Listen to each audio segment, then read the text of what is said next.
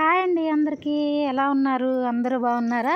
ఈరోజు నేను మన ఇంట్లో సింపుల్గా చేసుకునే కేక్ రెసిపీతో అయితే మీ ముందుకు వచ్చేసాను ఫ్రెండ్స్. ఇంట్రెస్ట్ ఉన్న వాళ్ళు వీడియో చివరి వరకు చూడండి. దానికోసం నేను 2 కోడిగుడ్లు అయితే తీసుకున్నానండి. అది కలుపుకోవటానికి వీలుగా కొంచెం పెద్ద గిన్నెలో అయితే ఇలా పగలగొట్టి అయితే వేసుకుంటున్నాను ఫ్రెండ్స్. చూసారు కదా, ఇలా చక్కగా మంచిగా ఉన్న కోడిగుడ్లని 2 అయితే పగలగొట్టి వేసుకున్నానండి. తర్వాత దీన్ని మనం ఒక బీటర్ లాంటి దాన్ని తీసుకుని బాగా కలపాలండి. ఎంత బాగా కలపాలంటే ఈ కోడిగుడ్లంతా బాగా కలిసిపోయి నురుగుగా తయారవుతుందండి. అంత బాగా కలపాలి. అలా కలిపిన తర్వాత మనం 1 కప్పు షుగర్ని ఇలా మిక్సీ జార్లో వేసి ఇలా పౌడర్ లాగా చేసుకుని ఇందులో అయితే యాడ్ చేసుకోవాలి ఫ్రెండ్స్. నేను 1 కప్పు షుగరు మిక్సీ జార్లో వేసి పౌడర్ చేస్తే నాకు 1.5 కప్పుల వరకు వచ్చింది. నేను అది మొత్తం యాడ్ చేసుకున్నాను. తర్వాత ఇందులో 1 కప్పుడు అయితే ఆయిల్ అయితే యాడ్ చేసుకున్నాను ఫ్రెండ్స్. చూస్తున్నారు కదా మన వీడియోలో ఇలాగనమాట. తర్వాత నేను ఇందులో 1 టేబుల్ స్పూన్ వరకు కార్న్ఫ్లోర్ అయితే యాడ్ చేశాను ఫ్రెండ్స్. తర్వాత ఇవన్నీ బాగా మిక్స్ అయ్యేలాగా ఈ పౌడర్ చేసిన షుగర్ కూడా మనం చిలకొట్టిన ఈ గుడ్డు మిశ్రమం ఉంది కదా, దాంట్లో బాగా మిక్స్ అయ్యేలాగా ఇలా కలుపుకోవాలండి. చూసారు కదా, మనకి ఎలాంటి బీటర్ అవసరం లేదండి. మన ఇంట్లో ఉన్న వాటితో చాలా ఈజీగా చేసుకోవచ్చండి స్టవ్ పైనే. ఇలా అనమాట. ఇలా షుగర్ కూడా బాగా కరిగిపోయిన తర్వాత ఇందులో మనం 2 కప్పుల వరకు మైదా అయితే యాడ్ చేసుకోవాలండి. నేను కప్ కొలతలతో చెప్తున్నాను ఫ్రెండ్స్. దాన్ని బట్టి మీరు ఏదన్నా 1 కప్పుని సెట్ చేసుకుని దాంతో అయితే యాడ్ చేసుకోండి. ఇలా అనమాట. అయితే నేను మీకు చూపించిన ఆయిల్కి గిన్నెలో చూపించాను కదా, నాకు ఈ గిన్నెలో ఆ గిన్నె కొలత ఈ కప్పు కొలత ఒకటేనండి. అందుకని నేను ఇలా చూపించాను అనమాట మీకు.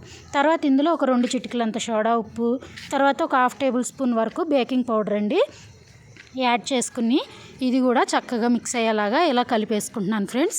అయితే ఇది కలిపేటప్పుడు మనం గుర్తుపెట్టుకోండి, ఒకే వైపుకి తిప్పుకుంటూ కలపాలండి. మన ఇష్టం వచ్చినట్టు ఆమ్లెట్కి కలుపుతాం కదా పిచ్చిగా, అలా కలపకూడదండి. ఈ కేక్కి ఒకే డైరెక్షన్లో కలుపుకోవాలి. అప్పుడే చాలా స్పాంజీగా మెత్తగా అచ్చం మనం బేకరీలో కొన్నట్లు వస్తుందండి కేక్ అయితే. ఇలా అనమాట. చూసారు కదా, నేను ఒకే డైరెక్షన్లో కలుపుతున్నాను. ఇలా కలుపుకోవాలి.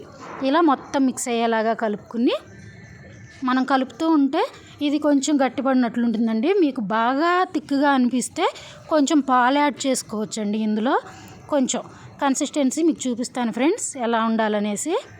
ఆ కన్సిస్టెన్సీ కోసం మనకి వేసిన ఈ గుడ్డు ఆయిల్ సరిపోలేదంటే మనం కొద్దిగా పాలు అయితే యాడ్ చేసుకుని చల్లార్చిన పాలు యాడ్ చేసుకుని కలుపుకోవచ్చండి. ఇదిగోండి, ఇలా ఉండాలన్నమాట. ఈ కన్సిస్టెన్సీలో ఉంటే మన కేక్ అనేది స్పాంజీగా మెత్తగా సూపర్ టేస్టీతో వస్తుంది. ఇలా కలిపేసుకుని ఇప్పుడు మనం కేక్ ప్రిపేర్ చేయడం కోసం ఒక టిన్ అయితే తీసుకుందాం ఫ్రెండ్స్. నా దగ్గర కుక్కర్లో వచ్చిన గిన్నె ఉందండి. దానికన్నా ముందు ఈ కేక్ మిశ్రమంలో గుడ్డు వేసి చేస్తున్నాం కదా మనం, అది నీచు వాసన రాకుండా ఉండటం కోసం నేను ఒక 3-4 చుక్కల వరకు వెనీలా ఎసెన్స్ అయితే యాడ్ చేసుకున్నానండి. ఇది మీ దగ్గర లేనట్లయితే కొద్దిగా యాలకుల పొడైనా యాడ్ చేసుకోవచ్చు ఫ్రెండ్స్. నా దగ్గర వెనీలా ఎసెన్స్ ఉంది, అందుకే నేను ఒక 3-4 చుక్కల వరకు యాడ్ చేసుకున్నాను. చూసారు కదా, ఇలా అనమాట. తర్వాత ఇంకా మనం కేక్ టిన్లో అయితే దీన్ని వేసేసుకోవటమేనండి. చూపిస్తాను పూర్తిగా. బయట 300-400 పెట్టి కేక్ కొనాలంటే అవ్వదు కదండి మనతో. అందుకనేసి తక్కువ రేట్లో మన ఇంట్లో ఈజీగా చేసేసుకోవచ్చు కదా. నేనైతే ఈ 31st నైట్ కోసం నేను ఇదైతే ప్రిపేర్ చేశానండి పిల్లలకి. ఇదిగోండి, నా దగ్గర కుక్కర్లో వచ్చిన ఈ కేక్ టిన్ అయితే ఉందండి. దానికి కొంచెం ఆయిల్ రాసి అందులో పొడి మైదా చల్లుకుని తర్వాత మనం రెడీ చేసి పెట్టుకున్న ఈ కేక్ మిశ్రమం ఉంది కదా, దీన్ని అయితే అందులోకి వేసేసుకోవాలండి మొత్తంగా. చూసారా, నేను మొత్తం వేసుకొని చూపిస్తాను. ఇదిగోండి, ఇలా అనమాట. ఇలా మొత్తం మనం గిన్నెలో వేసేసుకున్న తర్వాత ఒకసారి దాన్ని ఇలా కింద కొట్టాలండి. అలా కొడితే మధ్యలో ఎక్కడన్నా ఖాళీలు ఉంటే అవన్నీ పోతాయి అన్నమాట.